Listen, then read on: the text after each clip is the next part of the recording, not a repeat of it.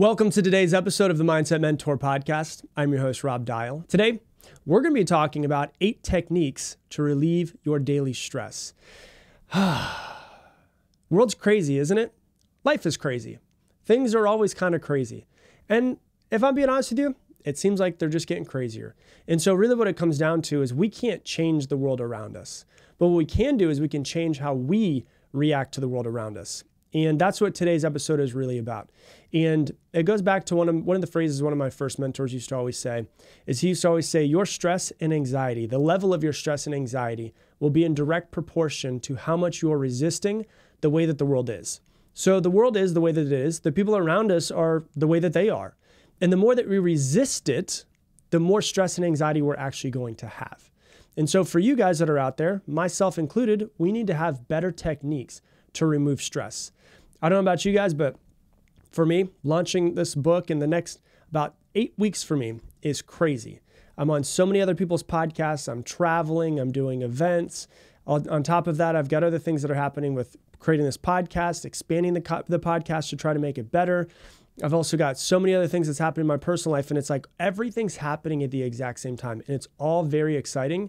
But thinking about all of the things that I have to do over the next 8 weeks can be very stressful. And so these are tips and techniques that I actually use in my own life to when I feel stress and anxiety come up to relieve it. Because ultimately, I'm not going to tell you that I don't feel stress and anxiety sometimes. I definitely do. But when I do, I just have tools in my tool belt to help me relieve myself and get myself back to calm state, feeling much better. Homeostasis, which is what we're trying to get back to, right?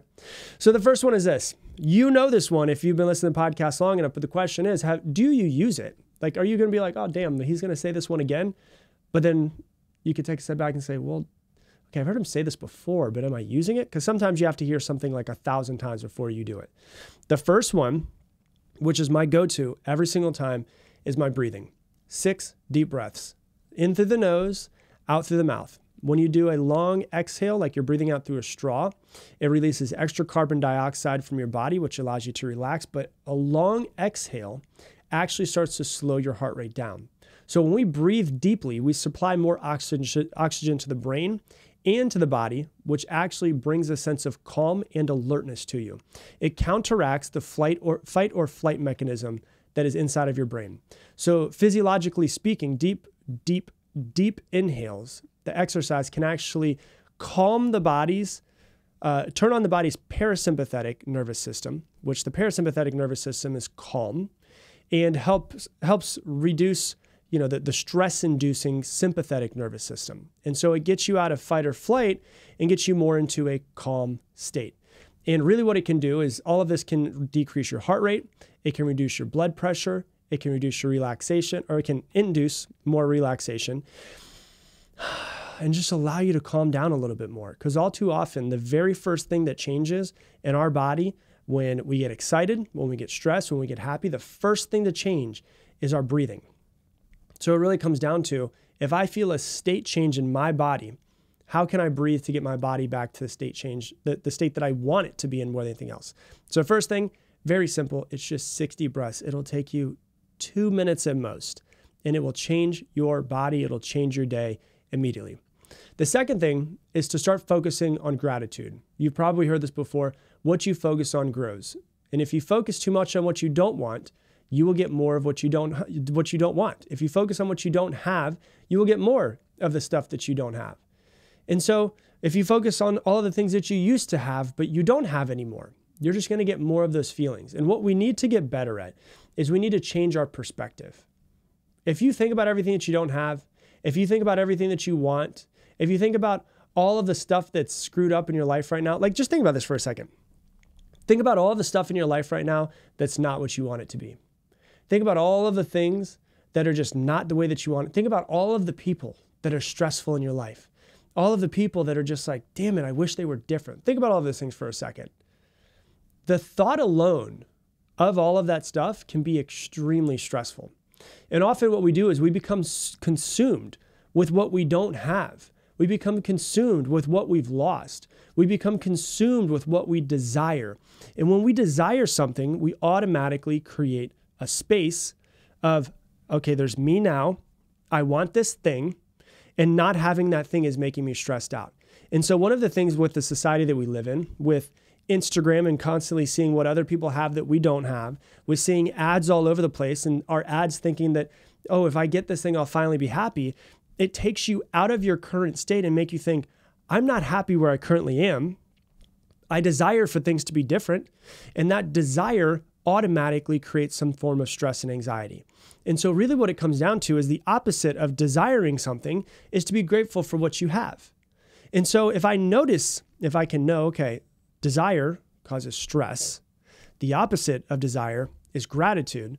If I can look around and see what I have, it'll make me feel better. And when you see what you have and you can feel gratitude for what you have, your brain releases something called serotonin. Serotonin and dopamine are usually put together as the same feel-good chemicals, but they're completely different. Dopamine is more of like the motivation chemical. Serotonin is this feeling of, okay, everything in life is pretty good. I feel pretty awesome. I feel like this is good. I feel like life is good. And that's ultimately what we're trying to do. So desiring stuff, it's not bad to desire things. I don't want you to think that. But desiring things too much and thinking, I won't be happy until I get this, thinking I won't be happy until I get this automatically makes you what? Not happy. And so the opposite of desire is gratitude.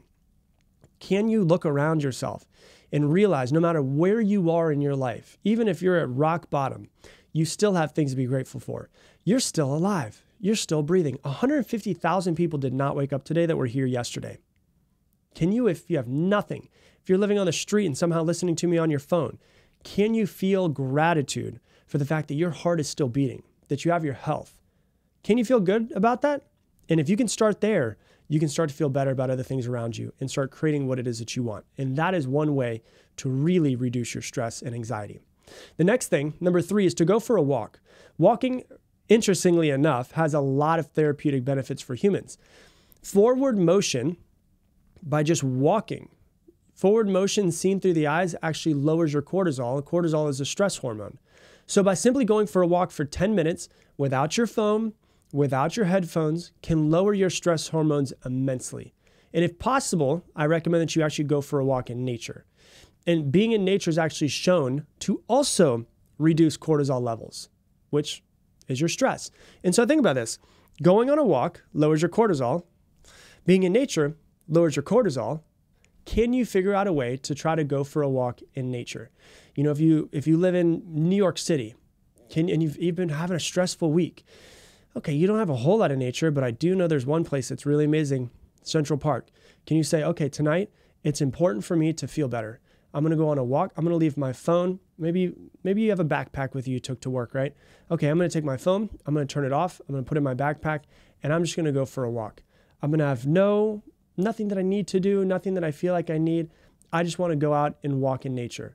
The natural environment that you're in promotes a calming effect that's also often referred to as the biophilia hypothesis, which suggests that humans have an innate desire to connect with nature. And that alone will actually start to lower your cortisol levels. Hey, if you're loving this episode, do me a quick favor. Give us a like down below for the YouTube algorithm, and make sure you hit that subscribe button so that you know every single time I put out a new episode so that you never miss one in the future. So going for a walk in nature, if you can't go for a walk in nature, going for a walk still helps you out a lot. But going for a walk in nature has many times, study after study after study, decreased levels of cortisol, decreased levels of depression. In natural settings, especially those that have a lot of greenery or have a lot of water, can have immediate mood-boosting effects. There's actually something that's called Shinrin-yoku, which is called forest bathing. And it's a Japanese concept that translates basically to taking in the forest atmosphere or forest bathing. And it involves immersing yourself in a forest environment, and it's been scientifically shown to have both physical and mental health benefits. So sometimes you just got to get out in nature. Sometimes you just got to go for a walk. And so that's tip number 3, try those out. Tip number 4 is to take everything that's in your head and put it down on a piece of paper. A lot of times the solution to what it is that's going on in your head is a lot simpler than you make it out to be. It's just your brain is very complex. There's a lot of stuff that's going on. And so writing things down, journaling it out can actually help reduce cortisol levels massively. In 1986, there was a study that was done that was called Confronting a Traumatic Event. I'm going to try to get this entire title down. Confronting a traumatic event toward an understanding of inhibition and disease. It was in the Journal of Abnormal Psychology. And what they found was that in the study is they examined the effect of writing about traumatic events. So this could be used for traumatic events, but it could also be used for your stress as well. You can write about traumatic events, but you can also just write about what you're stressed out about. And they actually found that participants who wrote about a traumatic experience showed a significant improvement in both physical and psychological, So physiological and psychological well-being compared to those who wrote about anything else besides the actual traumatic event. So they had people who had a lot of stress and anxiety, and they actually said, hey, just start journaling. And some people started journaling just on random things, superficial topics. Oh, today I went for a walk. Then they had a group of people who went and they actually wrote about their traumatic events. And they actually found out that there was physiological and psychological benefits of writing about the actual traumatic event. It's just expressive writing. And essentially journaling about distressing events or how you feel if you're stressed out was associated with reduced stress and better health outcomes as well. So what can you do? Put it all down on pen and paper.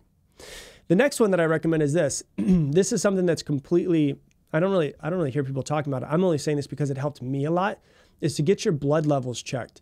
Might cost you a few $100s, but for me, a couple years ago, it was about 3 years ago, I wasn't feeling like 100%. I was feeling really like off. Like I wasn't feeling as motivated or as excited. I felt kind of like blah a few years ago. And I was like, man, I normally don't feel this way. I usually feel pretty good throughout the day.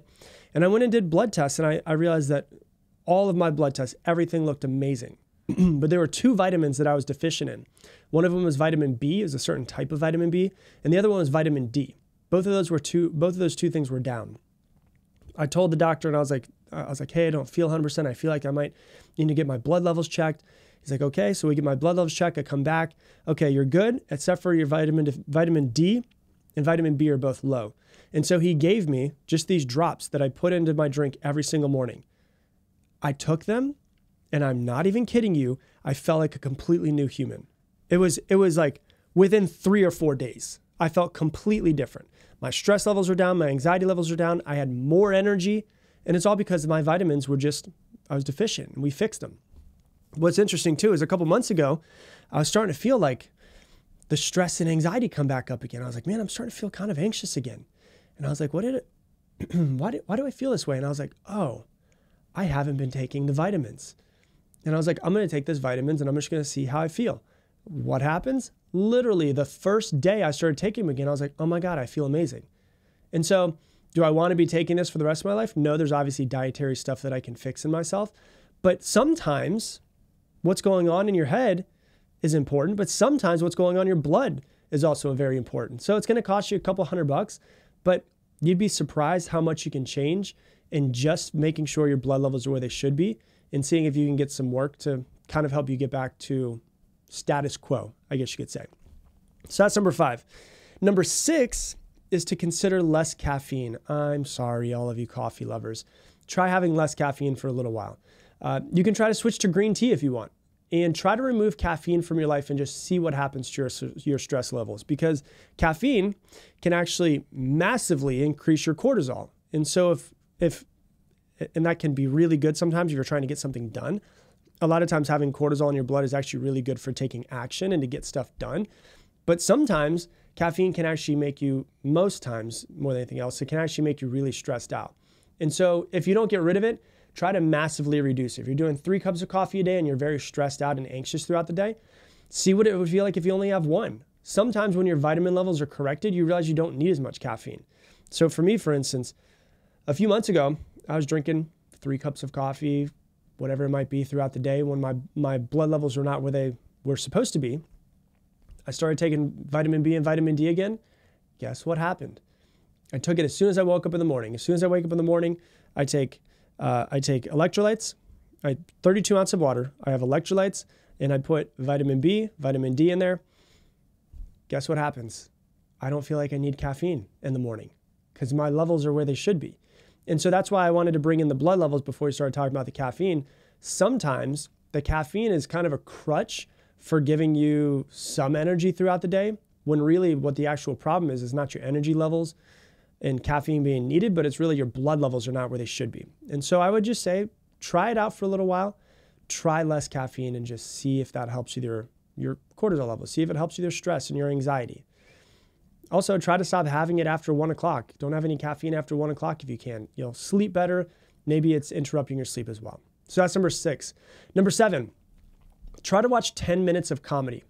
Laughing releases dopamine, and dopamine lowers your cortisol. So dopamine is actually seen to buffer your cortisol, and so it will lower it. And laughter has been shown to reduce levels of cortisol in the body's primary stress hormone. And when cortisol levels decrease, you generally start to feel more relaxed and less anxious. Another thing that watching comedy does is it releases endorphins. Laughter stimulates the production of endorphins, which is the body's natural feel-good chemicals. So endorphins themselves also promote an overall sense of well-being and can temporarily relieve pain in the body. And also what it does, comedy promotes physical relaxation. After laughing, muscles can remain relaxed up to 45 minutes. The act of laughing involves many muscles in the body, and after laughter subsides, the muscles tend to relax, leading to a physical relaxation that you have. And so there's a study that was done in 1988, it was in the Journal of Personality and Social Psychology. And it was called Sense of Humor as a Moderator of the relation between stressful events and psychological distress. And what they found in the study was they examined humor as a coping mechanism and its effects on psychological distress. And they found that humor acts as a buffer against stress, suggesting that we should engage in more activities that promote laughter. And so sometimes if you're just stressed, find your favorite comedian, find your favorite TV show, give yourself 10 minutes to watch it and watch how it relieves your stress as well. And then the last one I'm gonna give you, that was number 7. The last one is start paying attention to the music that you're listening to. If you're really stressed out in the day and you're listening to Slipknot, well, Slipknot's not really gonna help you calm down. There's a time for it. I listen to Slipknot sometimes when I work out, and it's amazing. It's a tool. I can use it at that moment. But if I'm feeling stressed and I'm listening to hardcore metal, probably not the best thing to listen to. And so there's music that's been designed to relieve stress. There's a song that I listen to every single time I'm driving and I'm like, okay, today's been a crazy day. I'm gonna use this 10-minute drive to kind of calm myself down. The song is called Weightless by Marconi Union. And the way I found it is I read an article one day that said it's the most relaxing song that they've ever, that studies have ever found. So that song for me always calms me down. Another song that really always calms me down is the Out of Africa theme song from the movie. And there's been many studies over and over and over again that show how much music can actually reduce your anxiety and your stress. There was a study in 2001 in the Journal of Music Therapy and found out that relaxing music prevents stress-induced increases in subjective anxiety.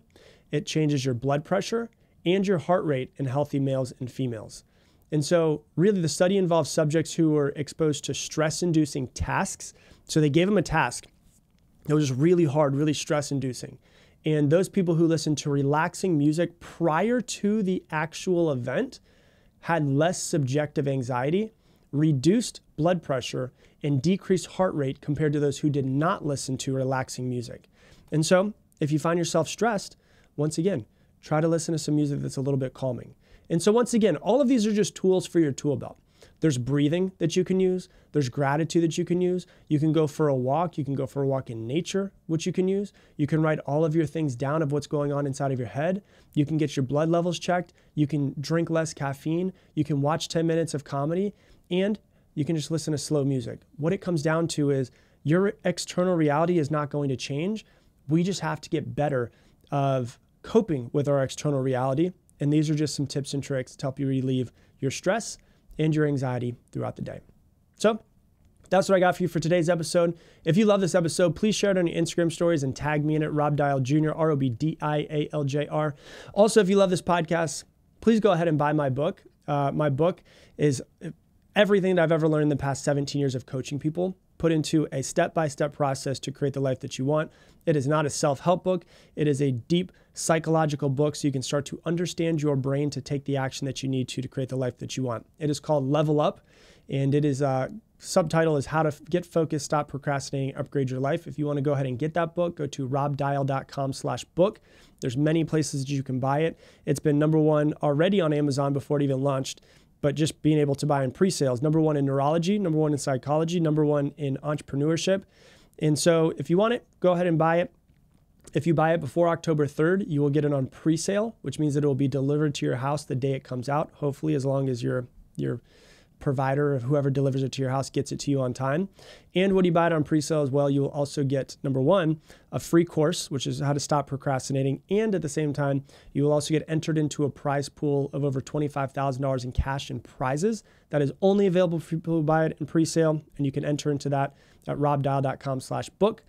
And with that, I'm going to leave you the same way I leave you every single episode. Make it your mission, make somebody else's day better. I appreciate you, and I hope that you have an amazing